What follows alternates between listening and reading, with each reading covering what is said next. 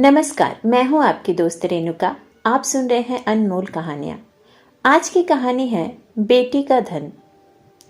बेतवा नदी दो ऊंचे कयारों के बीच इस तरह मुंह छिपाए हुए थी जैसे निर्मल हृदयों में साहस और उत्साह की मध्यम ज्योति छिपी रहती है। इसके एक कगार पर एक छोटा सा गांव बसा है जो अपने भग्न जातीय चिन्हों के लिए बहुत प्रसिद्ध है। जातीय गाथाओं और चिन्हों पर मर मिटने वाले लोग इस पावन स्थान पर बड़े प्रेम और श्रद्धा के साथ आते और गांव का बूढ़ा केवट सुक्खू चौधरी उन्हें उसकी परिक्रमा कराता और रानी के महल, राजा का दरबार और कुंवर के बैठक के मिटे हुए चिन्हों को दिखाता। वह एक उच्छ्वास लेकर रूधे हुए गले से कहता, महाशय, एक समय था कि केवटों को मछलियों के इनाम में असरफियां मिलती थी। कहार महल में झाड़ू देते हुए असरफिया बटोर ले जाते थे। बेतवा नदी रोज चढ़कर महाराज के चरण छूने आती थी। यह प्रताप और यह तेज था, लेकिन आज इसकी ऐसी दशा है। इन सुंदर उक्तियों पर किसी का विश्वास जमाना चौधरी के बस की बात न थी, लेकिन सुनने वाले उसकी सहृदयता और अनुराग के जरूर कायल हो जाते थे। चौधरी सुक्खू उदार एवं दयालु व्यक्ति थे, लेकिन जितना बड़ा मुंह था उतना बड़ा ग्रास न था। 3 बेटे और 3 बहुएं और कई पौत्र पौत्रियां थी। लड़की केवल एक थी जिसका नाम गंगा जली था। उसका अभी तक गौना नहीं हुआ था। सुक्खू चौधरी की यह सबसे पिछली संतान थी। पत्नी के देहांत के बाद उसने इसको बकरी का दूध पिला पिलाकर पाला था। परिवार में खाने वाले इतने थे, परंतु खेती सिर्फ एक हल की होती थी। जैसे तैसे निर्वाह होता था, लेकिन सुक्खू की वृद्धावस्था और पुरातत्व ज्ञान ने उसे गांव में वह मान और प्रतिष्ठा प्रदान कर रखी थी जिसे देख झगरू साहू भीतर ही भीतर जलते थे। सुक्खू जब गांव वालों के समक्ष हकीमों से हाथ फेंक फेंक कर बातें करने लगता और खंडहरों को घुमा फिरा कर दिखाने लगता था, तो झगरू साहू, जो चपरासियों के धक्के खाने के डर से करीब नहीं भटकते थे, तरप तरप कर रह जाते थे। अतः वे हमेशा उस शुभ अवसर की प्रतीक्षा करते रहते थे जब सुक्खू पर अपने धन प्रभुत्व जमा सके। इस गांव के जमींदार ठाकुर जीतन सिंह थे। उनकी बेगार के मारे गांव वालों का नाको दम था। उस साल जब जिला मजिस्ट्रेट का दौरा हुआ और वह वहां के पुरातन चिन्हों का सैर करने के लिए पधारे, तो सुक्खू चौधरी ने दबी जबान से अपने गांव वालों की दुख भरी कहानी उन्हें सुनाई। हकीमों से वार्तालाप करने में उसे जरा भी डर नहीं लगता था। सुक्खू चौधरी को अच्छी तरह मालूम था कि जीतन सिंह से रार मचाना सिंह के मुंह में सिर देना है, लेकिन जब गांव वाले कहते थे कि चौधरी, तुम्हारी ऐसे ऐसे हाकिमों से मित्रता है और हम लोगों को रात दिन काटना है, तो फिर तुम्हारी यह मित्रता किस दिन काम आएगी। तब सुक्खू का मिजाज 7वें आसमान पर चढ़ जाता था। कुछ देर के लिए वह जीतन सिंह को भूल जाता था। मजिस्ट्रेट ने जीतन सिंह से इसका उत्तर मांगा। उधर झगरू साहू ने चौधरी के इस साहसपूर्ण स्वामी द्रोह की रिपोर्ट जीतन सिंह को दे दी। ठाकुर साहब जलकर राख हो गए। अपने कारिंदों से बकाया लगान की बही मांगी। संयोगवश चौधरी के जिम्मे में इस साल कुछ लगान बाकी था। कुछ तो पैदावार कम हुई, उस पर गंगा जली का ब्याह करना पड़ा। छोटी बहू नथ की रट लगाए हुई थी, वह बनवानी पड़ी। इन सब खर्चों ने हाथ बिल्कुल खाली कर दिया था। लगान के लिए कुछ अधिक चिंता नहीं थी। वह इस अभिमान में भूला हुआ था कि जिस जमान में हाकिमों को प्रसन्न करने की शक्ति है, क्या वह ठाकुर साहब को अपना लक्ष्य न बना सकेगी। सुक्खू चौधरी इधर तो अपने गर्भ में निश्चिंत थे और उधर उस पर बकाया लगान की नालिश ठुक गई। सम्मा न पूछा। दूसरे दिन पेशी की तारीख पड़ गई। चौधरी को अपना जादू चलाने का अवसर न मिला। जिन लोगों के बढ़ावे में आकर सुक्खू ने ठाकुर साहब से छेड़छाड़ की थी, उनका दर्शन मिलना दुर्लभ हो गया। ठाकुर साहब के सहने और प्यादे गांव में चील की तरह मंडराने लगे। उनके भय से किसी को चौधरी की परछाई काटने का साहस न होता था। कचहरी वहां से 3 मील दूर थी। बरसात के दिन थे। रास्ते में ठौर ठौर पानी, उमरी हुई नदियां, रास्ता कच्चा, बैलगाड़ी का निबाह नहीं, पैरों में बल नहीं। अतः अदम पैरवी में मुकदमा एक तरफा फैसला हो गया। कुर्की का नोटिस पहुंचा तो सुक्खू चौधरी के हाथ पांव फूल गए, सारी चतुराई भूल गई। चुपचाप अपनी खाट पर परा परा नदी की ओर ताकता और अपने मन में कहता, क्या मेरे जीते जी घर मिट्टी में मिल जाएगा? मेरी इन बैलों के सुंदर जोड़ी के गले में आह क्या दूसरों का जुआ पड़ेगा? यह सोचते सोचते उसकी आंखें भर आती। वह बैलों से लिपट कर रोने लगा, लेकिन बैलों की आंखों से क्या आंसू जारी था? वे नाद में मुंह क्यों नहीं डालते थे? क्या उनके हृदय पर भी अपने स्वामी के दुख की चोट पहुंच रही थी? फिर वह अपने झोपड़े को विकल नैनों से निहार कर देखता और मन में सोचता, क्या हमको इस घर से निकलना पड़ेगा? यह हमारे पूर्वजों की निशानी क्या हमारे जीते जी छिन जाएगी? कुछ लोग परीक्षा में दृढ़ रहते हैं और कुछ लोग इसकी हल्की आंच भी नहीं सह सकते। सुक्खू अपने खाट पर उदास पड़ा घंटों अपने कुलदेव महावीर और महादेव को मनाया करता और उनका गुणगान गाया करता। उसकी चिंता दग्ध आत्मा को और कोई सहारा न था। इसमें कोई संदेह नहीं था कि सुक्खू चौधरी की 3 बहुओं के पास गहने थे, लेकिन स्त्री का गहना ऊख का रस है जो पेरने से ही निकलता है। चौधरी जाति का ओछा कदाचित यह नीचा विचार उसके हृदय में उत्पन्न ही नहीं हुआ था, लेकिन तीनों बेटे यदि जरा भी बुद्धि से काम लेते तो बूढ़े चौधरी को देवताओं की शरण लेने की आवश्यकता न होती। लेकिन यहाँ तो बात ही निराली थी। बड़े बेटे को घाट के काम से फुर्सत न थी। बाकी 2 बेटे इस जटिल प्रश्न को विचित्र रूप से हल करने के मंसूबे बांध रहे थे। मझले झिंगूर ने मुंह बनाकर कहा, इस गांव में क्या धरा है? जहां की कमाऊंगा वही खाऊंगा, पर जीतन सिंह की मूछे एक एक करके चुन लूंगा। छोटे फक्कर ऐठ कर बोले, मूछे तुम चुन लेना, नाक मैं उड़ा दूंगा, नटका बना घूमेगा। यह कहकर दोनों खूब हंसे और मछली मारने चल दिए। इसी गांव में एक बूढ़े ब्राह्मण भी रहते थे। मंदिर में पूजा करते और नित्य अपने यजमानों को दर्शन देने नदी पार जाते, लेकिन खेवे के पैसे न देते। तीसरे दिन वह जमींदारों के गुप्तचरों की आंख बचाकर सुक्खू चौधरी के पास आए और सहानुभूति के स्वर में बोले, चौधरी, कल ही तक मियाद है और तुम अभी तक परे परे सो रहे हो। क्यों नहीं घर की चीज ढूंढ ढांड कर किसी और जगह भेज देते? ऐसा ना हो कि समधियाने पठवा दो। जो कुछ बच रहे वही सही, घर की मिट्टी खोद कर थोड़े ही कोई ले जाएगा। पंडित जी की बात सुनकर चौधरी आकाश की ओर निहार कर बोला, जो कुछ उसकी इच्छा है वह तो होकर रहेगा, मुझसे यह जाल ना होगा। इधर कई दिन की निरंतर भक्ति और उपासना के कारण चौधरी का मन शुद्ध और पवित्र हो गया था। उसे छल प्रचंड से घृणा हो गई थी। पंडित जी जो इस काम में सिद्धहस्त थे, लज्जित होकर वहां से चले गए। लेकिन चौधरी के घर के अन्य लोगों को ईश्वर की इच्छा पर इतना भरोसा नहीं था। धीरे धीरे घर के बर्तन भारे खिसकाए जाते थे। अनाज का एक दाना भी घर में न रहने पाया। रात को नाव लदी हुई जाती और उधर से खाली लौटती थी।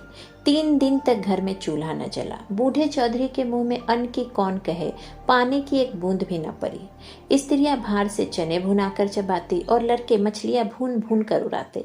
किंतु बूढ़े की इस एकादशी में यदि कोई शरीक था तो वह उसकी बेटी गंगाजली। यह बेचारी अपने बूढ़े बाप को चरपाई पर निर्जल छटपटाते देख बिखल बिखल कर रोती। लड़कों को माता पिता से वह प्रेम नहीं होता जो लड़कियों को होता है। गंगाजली इसी सोच विचार में मग्न रहती कि बाबा की किस प्रकार सहायता करूं। यदि हम सब भाई बहन मिलकर ठाकुर जीतन सिंह के पास जाकर दया भिक्षा की प्रार्थना करें तो वे अवश्य मान जाएंगे, लेकिन बाबा को कब यह स्वीकार होगा? वह यदि एक दिन बड़े साहब के पाले चले जाए और सब कुछ बात की बात में बन जाए, लेकिन उनकी तो जैसी बुद्धि ही मारी गई है। इसी उधेर बुन में उसे एक उपाय सूझ पड़ा। कुम्हलाया हुआ मुखारविंद खिल उठा। वह पिता के पास गई और जाकर उनकी खाट के पास खड़ी हो गई। चौधरी ने उसे देखकर विस्मित स्वर में पूछा, क्यों बेटी, इतनी रात गए क्यों बाहर आई? गंगाजली बोली, बाहर रहना तो भाग्य में लिखा है, घर में कैसे रहूं? चौधरी सुक्खू ने जोर से हाँक लगाई, कहाँ गए तुम कृष्ण मुरारी, मेरे दुख हरो। गंगाजली खाट पर बैठ गई और धीरे से बोली, भजन गाते तो आज 3 दिन हो गए। घर बचाने का भी कुछ उपाय सोचा है कि इसे यूं ही मिट्टी में मिला दोगे? हम लोगों को क्या पैर के नीचे रखोगे? सुक्खू ने व्यस्तित स्वर में कहा, बेटी, मुझे तो कोई उपाय नहीं सूझता। भगवान जो चाहेंगे होगा। बेग चलो गिरधर गोपाल, काहे विलंब करो। गंगाजली बोली, मैंने एक उपाय सोचा है, कहो तो बताऊं। चौधरी ने पूछा, कौन सा उपाय बेटी? गंगाजली बोली, मेरे गहने झगरू साहू के यहाँ गिरवी रख दो, मैंने हिसाब लगा लिया है, देने भर के रुपए हो जाएंगे। चौधरी ने एक ठंडी सांस लेकर कहा, बेटी तुम्हें मुझसे यह बात कहते लज्जा नहीं आती? वेद शास्त्र में मुझे तुम्हारे गांव के कुएं का पानी पीना भी मना है, तुम्हारी ड्योढ़ी में भी पैर रखने का निषेध है। क्या तुम मुझे नरक में धकेलना चाहती हो? गंगाजली उत्तर देने के लिए पहले से ही तैयार थी। बोली, मैं अपने गहने तुम्हें दिए थोड़ी ही देती हूँ, इस समय लेकर काम चलाओ, चैत में छुड़ा देना। चौधरी ने करक कर कहा, यह मुझसे न होगा। गंगाजली उत्तेजित होकर बोली, अगर तुमसे यह न होगा तो मैं अपने आप ही जाऊंगी, मुझसे घर की यह दुर्दशा नहीं देखी जाती। चौधरी ने झुंझलाकर कहा, बिरादरी में कौन मुंह दिखाएगा?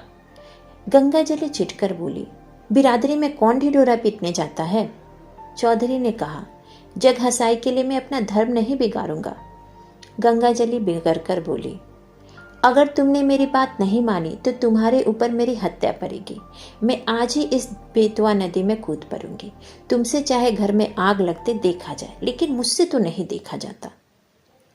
तब चौधरी ने ठंडी सांस लेकर कतार स्वर में कहा, बेटी मेरा धर्म नाश मत करो, यदि ऐसा ही है तो अपनी किसी भावज के गहने मांग कर लाओ। गंगाजली ने गंभीर स्वर में कहा, भावजों से कौन अपना मुंह नचवाने जाएगा? अगर उनको चिंता होती तो क्या मुंह में दही जमाता, कहती नहीं। यह सुनकर चौधरी निरुत्तर हो गए। गंगाजली घर में जाकर गहनों की पोटली लाई और एक एक करके सब गहने चौधरी के अंगोछे में बांध दिए। चौधरी ने आंखों में आंसू भरकर कहा, हाय राम, इस शरीर की क्या गति लिखी है। यह कहकर वे वहां से उठ गए और झगरू साहू के घर की ओर चल पड़े। रात का समय था। बेतवा नदी के किनारे किनारे मार्ग को छोड़कर सुक्खू चौधरी गहनों की पोटली काख में दबाए इस तरह चुपके चुपके चल रहे थे मानो पाप के गठरी लिए जा रहे हो। जब वो झगरू साहू के मकान के पास पहुंचे, उन्होंने देखा झगरू साहू धागे की कमाने की एक मोटी ऐनक लगाए बही खाता फैलाए हुक्का पी रहे थे और दीपक के धुंधले प्रकाश में उन अक्षरों को पढ़ने की व्यर्थ चेष्टा में लगे थे जिनमें स्याही की किफायत की गई थी। बार बार ऐनक को साफ करते और आंख मलते, लेकिन चिराग की बत्ती उसकाना या दोहरी बत्ती लगाना शायद इसलिए उचित नहीं समझते थे कि तेल का अपव्यय होगा। इसी समय सुक्खू चौधरी ने आकर कहा, जय राम जी। झगरू साहू ने कहा, जय राम जी की चौधरी, कहो मुकदमे में क्या हुआ? यह लेन देन झंझट का काम है, दिन भर सिर उठाने की छुट्टी नहीं मिलती। चौधरी गहनों की पोटली को छिपाकर लापरवाही के साथ बोला, अभी तक तो कुछ नहीं हुआ, कल इजराय डिग्री होने वाली है। ठाकुर साहब ने न जाने कब का बैर निकाला है। हमको 2-3 दिन की मोहलत होती तो डिग्री जारी न होने पाती। छोटे साहब और बड़े साहब दोनों हमको अच्छी तरह जानते हैं। अभी इस साल मैंने उनसे नदी किनारे घंटों बातें की, लेकिन एक तो बरसात के दिन, दूसरे एक दिन भी मोहलत नहीं। क्या करता? इस समय मुझे रुपयों की चिंता है। झगरू साहू ने विस्मित होकर पूछा, तुमको रुपयों की चिंता? घर में भरा है, वह किस दिन काम आएगा? झगरू साहू ने व्यंग बाण नहीं छोड़ा था। वास्तव में उन्हें और सारे गांव पर विश्वास था कि चौधरी के घर में लक्ष्मी महारानी का अखंड राज्य है। चौधरी का रंग बदलने लगा। बोले, साहू जी, रुपया होता तो किस बात की चिंता थी? तुमसे कौन छिपाव है? आज 3 दिन से घर में चूल्हा नहीं जला, रोना पीटना पड़ा है। अब तो तुम्हारे बसाए बसूंगा।